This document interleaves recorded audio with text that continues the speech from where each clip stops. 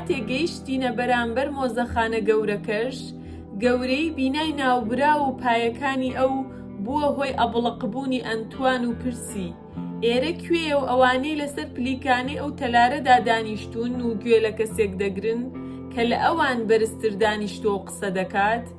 کلیۆپاترا وتی: ئەو شوێنە مۆزەیە و بە ناوی خوای هونەرەوە دروست کراوە و ئەوانەی کە دەیان بینیت فەیلسوفن و ئەو کەسەی قسەش دەکات لێپرسراوی ئەوانەیە. ئەوانە هەموو ڕۆژێک لەو شوێنەدا کۆ دەبنەوە و گوێ لە قسەکانی مامۆستای خۆیان دەگرن کە هەمان ئەو وتەبێژەیە. ئەنتوان وتی: فەیلسوف چییە؟ کلیۆپاترا وتی: فەیلسوف واتە کەسێک کە هەوڵ دەدات کێشەکانی دنیا بە گفتوگۆ چارەسەر بکات. ئەنتوان وتی: گەلی ڕۆم نەیتوانی کێشەکانی دنیا بە لەشکر چارەسەر بکات، ئەوانە چۆن دەیانەوێت کێشەکانی دنیا بە قسە چارەسەر بکەن؟ کلیۆپاترا وتی: ئەوانە وا بیر دەکەنەوە ئەگەر نەتوانن کێشەکانی دنیا بە گفتوگۆ چارەسەر بکەن، ڕوونکردنەوەیەک سەبارەت بەوەدا دەنێن و ئەنجامی ئەو ڕوونکردنەوەیش دەبێتە هۆی قەناعەت پێهێنان. ئەنتوان پرسی: ئایا هەموو کەسێک دەتوانێت لەسەر ئەو پلیکانەیە دابنیشێت و گوێ لەو مامۆستایە بگرێت؟ کلیۆپاترا وتی: نەخێر. دانیشتن لەسەر ئەو پلیکانەیە و گوێگرتن لە قسەکانی ئەو مامۆستایە پێویستی بەوەیە دوو فەیلسوف یان قوتابیەکانی ئەمانە گەواهی بدەن کە گوێگر خاوەنی زەوقی فەلسەفیە و هەڵبەتە دەبێت خوێندەواریشی هەبێت. ئەنتوان تکای لە کلیۆپاترا کرد کە کەژاوەکە ڕابگرێت و بچێ گوێ لەو مامۆستایە بگرێت داخوا چی دەڵێت. کلیۆپاترا فەرمانیدا کەژاوەکە ڕابگرن، بەڵام ئەنتوان دابەزی. مامۆستاکە بێ ئەوەی گوێ بە ئەنتوان بدات وەک ئەوەی نەیبینی بێت درێژەی بە قسەکانیدا. من گوێم لێبوو لە قسەکانیدا باسی ئەفلاتونی دەکرد. ئەوی بە عەقڵی گشتی دەزانی و لەو باوەڕەدا بوو کە پێویستە هەندێک لە بۆچوونەکانی ئەو لەگەڵ بارودۆخی ئەم ڕۆژگارەدا جێبەجێ بکرێت.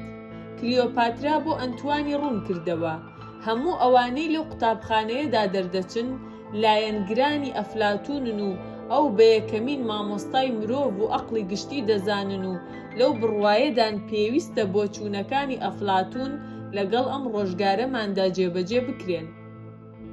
بۆیە مامۆستایان و قوتابیانی ئەو مۆزەیەیان بە ئەفلاتونەوە ناو نابوو. لەگەڵ ئەوەشدا کە تیۆریەکانی ئەفلاتونیان قبوڵە، دەڵێن پێویستە چاوپێخشاندنەوەی لە بۆچوونەکانی ئەودا بکرێت.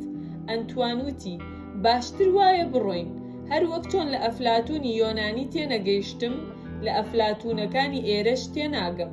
کلیۆپاترا فەرمانیدا نۆکەرەکان بکەونە ڕێ. پاش ئەوەی لە مۆزە تێپەڕین، ئەنتوان چاوی بەیەک بینای گەورەی سپی کەوت کە لە ڕووی دەرەوە لە شێوەی سێرک دەچوو. پرسی: ئێرە کوێیە؟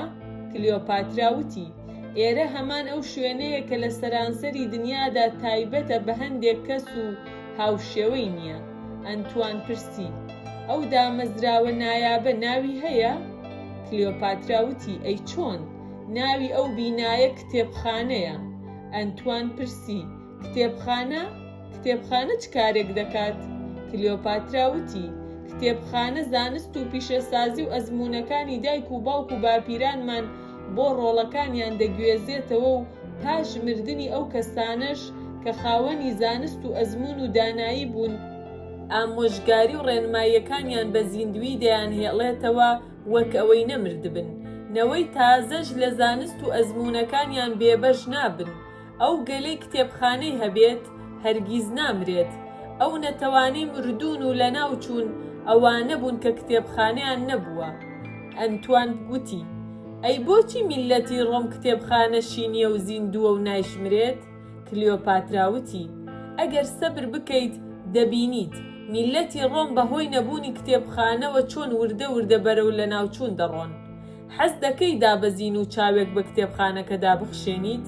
ئەنتوان وتی: من هیچ لە کتێب تێناگەم تا بچمە ناو کتێب و کتێبخانە ببینم. کلیۆپاترا وتی: ئەگەر زەوقی کتێب و خوێندنەوەت هەبوایە دەمبردیت بۆ ئەو کتێبخانەیە و کتێبی بێهاوتام نیشان دەدایت. لەو کتێبخانەیەدا کتێب هەن لە پێستی مەڕ نووسراون و درێژیان بەقەد باڵای مرۆڤە. زۆرینەی کتێبەکانی ئەو کتێبخانەیە دانسقەن و لە هیچ شوێنێکی تر دەست ناکەون. ڕۆژانە 200 کارمەند چاودێری کتێبەکان دەکەن، بە شێوەیەک نابێت تۆز لەسەر کتێبەکان بنیشێت. لەو کتێبخانە بێنەزیرەدا 150,000 کتێب هەیە و زانستی دنیا لەو شوێنەدا کۆبۆتەوە. ئەگەر ڕۆژێک ئەو کتێبخانەیە لەناو بچێت، خەڵکی دنیا لە ڕووی زانستی و پیشەسازیەوە هەژار دەبێت. ئەنتوان وتی: ئای چەند قسەت دەربارەی کتێبخانە کرد، بەسە باشتر وایە لێرە بڕۆین و بچین بۆ بەشێکی تری شار. پاش ئەوەی کتێبخانەکەمان بەجێهێشت، بەناو 2 شەقامی گەورەی شاردا تێپەڕین کە دادگا و بازاڕی بازرگانی ماڵە خانەدانەکان بوو، تا گەیشتینە کێوی مەیفرۆشان. مەیخانەکانی ئەسکەندەریە لەو شوێنەدا بوون و لە نێوان مەیخانەکاندا هەندێک ماڵ دەهاتنە بەرچاو کە لەوێوە دەنگی قاقای ژنان و ئاهەنگ و ساز و سەنتور و ئاواز دەبیستران. ئەنتوان پرسی: ئەو شوێنە کوێیە و ئەو دەنگانە چین؟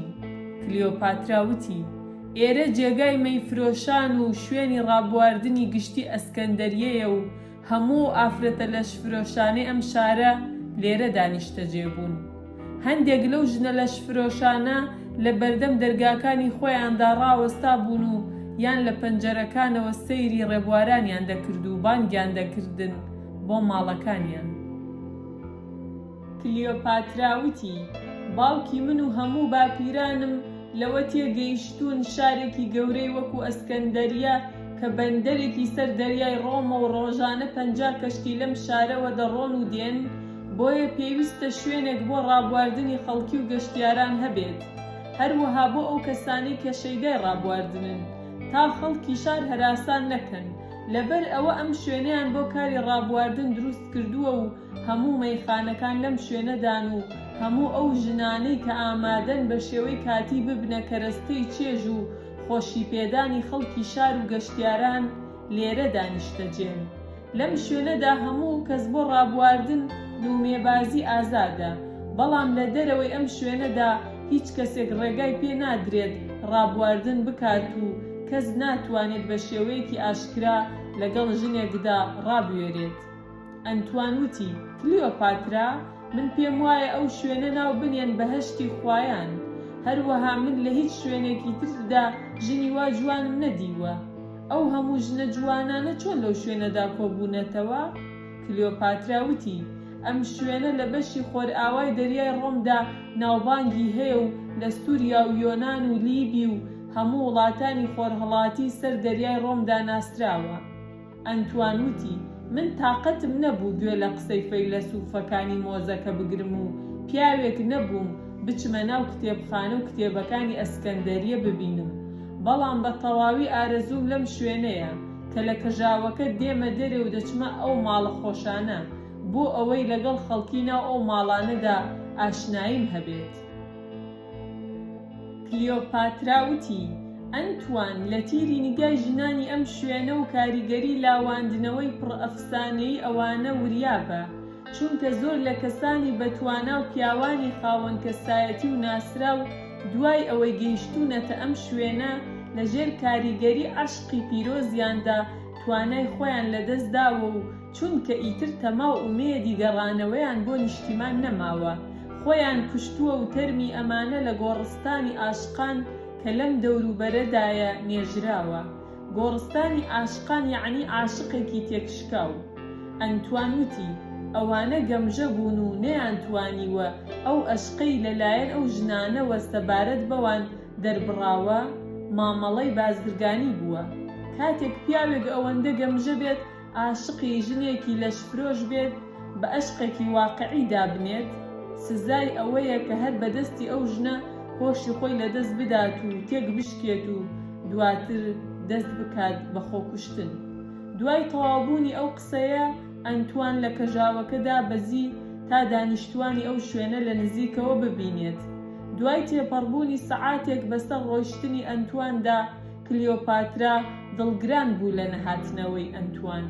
فەرمانی بە هەڵگرانی کەژاوەکەدا بەڕێ بکەون تاکو ئەنتوان بدۆزنەوە. کەژاوەکە کەوتە ڕێ و ئێمە ماوەی 1/2 سەعات گەڕاین. بەڵام ئەنتوانمان نەدۆزیەوە.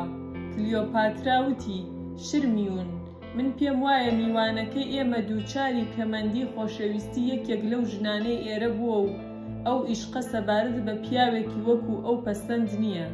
پێم وانە بوو پیاوێکی وەکو ئەنتوان بەو ئەندازەیە بێ ئیرادە بێت کە خۆی تەسلیمی ژنانی ئێرە بکات. پێم وت: ئەی خاتوونی گەورەم، ئەمە ناتوانرێت ناو بنرێت بە ئەشق. گەڕانی ئەنتوانیش لەم شوێنەدا جگە لە سوڕانەوە هیچ هۆکارێکی تری نییە، چونکە ئەو شوێنە سەبارەت بە میوانی ڕۆمی ئێوە تازەیە. دەیەوێت تێبگات لێرەدا چی ڕوودەدات و ئەو کەسانەی لەناو ئەو خانوانەدا دەژین ژیانیان چۆنە. کلیۆپاترا وتی: شرمیون، سەرەتای هەموو ئەشقێک گەڕانی لەگەڵدایە. لە زۆر کاتدا بە دوواداچوون وا لە پیاوێک دەکات ناچار بێت بۆ لای ژنێک بچێت. بە پێچەوانەوە ئەگەر ئەو پیاوەی بەلای ژنێکەوە دەچێت وا تێدەگات بوونەوەرێکی تازەی دۆزیوەتەوە و عاشقی دەبێت. ئەگەر وا نەبێت ئەوە بە نائومێدی دەگەڕێتەوە. وتم: ئەی خاتوونی گەورەم، ئایا تۆ پێت وایە لە نێوان ژنانی ئەم شوێنەدا کەسانێک هەبن بتوانن سەرنجی پیاوێکی وەکو ئەنتوان ڕابکێشن؟ کلیۆپاترا وتی: بەڵێ، من وێنای ئەوە دەکەم، چونکە لێرەدا ژنی وەها هەن لە هونەری دڵبردندا مامۆستان و دەتوانن تەنانەت کاهینێکیش فریو بدەن، چ بگات بە پیاوێکی وەکو ئەنتوان. قسەکانی کلیۆپاترا هەر بەردەوام بوو کە ئەنتوان لە ماڵەکان هاتە دەرێ و هاتە سەر شەقامەکە و دیار بوو دەیویست بچێتە ماڵێکی ترەوە. بەڵام کەژاوەکەی بینی و کلیۆپاترا فەرمانی ڕۆیشتنیدا بەرەو ڕووی ئێمە هات. کلیۆپاترا وتی: کەژاوەکە بخەنە سەر زەوی تا ئەنتوان سوار بێت. ئەنتوان سواری کەژاوەکە بوو. گوێم لێ بوو. خاتوونەکەم پرسی: ئەنتوان، ئەوەی حەزت کرد بینیت؟